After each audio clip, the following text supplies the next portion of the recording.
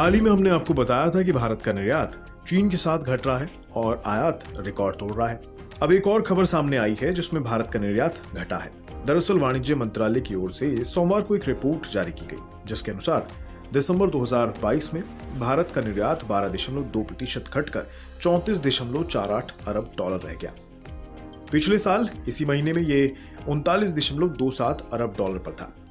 वहीं दिसंबर 2022 में आयात भी घटकर 58.24 अरब डॉलर रह गया है, जो पिछले साल इसी महीने में 60.33 अरब डॉलर पर था। लेकिन इसका मतलब ये कतई नहीं है कि भारत का निर्यात बहुत बुरी स्थिति में है, बल्कि चालू वित्तीय वर्ष में अप्रैल से दिसंबर के दौरान अगर आप देखें तो देश का कुल निर्यात 9% बढ़कर 332.76 अरब डॉलर रहा। 24.96% बढ़कर 551.7 अरब डॉलर पर पहुंच गया। इस लिहाज से देखें तो आयात में वृद्धि दर्ज की गई है। इस मुद्दे पर वाणिज्य सचिव सुनील बर्थवाल ने अपनी बात रखते हुए बताया कि वैश्विक चुनौतियों के बावजूद भारत के निर्यात में वृद्धि हो रही है।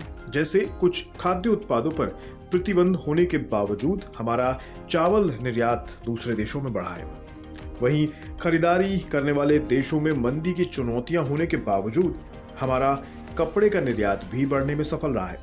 हालांकि वैश्विक चुनौतियों के कारण कपड़े का निर्यात बहुत ऊंचे स्तर पर नहीं जा सका, लेकिन स्थिर जरूर बना हुआ है। इसके अलावा भारत के रत्न और आभूषण यानी ज्वेलरी, ड्रग्स और फार्मास्यूटिकल्स, इसके अलावा इलेक्ट्रिक सामान, रेडीमेड कपड़े, ये कुछ ऐसे प्रोडक्ट्स हैं जिनमें तैयार उत्पाद के निर्यात की दिशा में हम काफी हद तक आगे बढ़ रहे हैं। आपको बता दें, हमारे निर्यात बास्केट का करीब 50% हिस्सा तैयार उत्पाद है, जिसमें 24% इंजीनियरिंग से जुड़े सामानों की हिस्सेदारी है। हालांकि चीन के मामले में हम थोड़ा पिछड़ते जरूर नजर आए हैं, क्योंकि भारत और चीन के बीच में 2022 में 135.98 अरब डॉलर का व्यापार हुआ था, जबकि ये आंकड़ा 2021 से तुलना करें तो 125 अरब डॉलर पर था ये स्तर। यानी चीन से भारत का कारोबार करीब 8.4% बढ़ गया है, क्योंकि चीन ने भारत को 118.5 अरब डॉलर का सामान एक्सपोर्ट किया, लेकिन चीन से भारत ने महज 17.48 अरब डॉलर का सामान ही इंपोर्ट किया यानी आयात किया।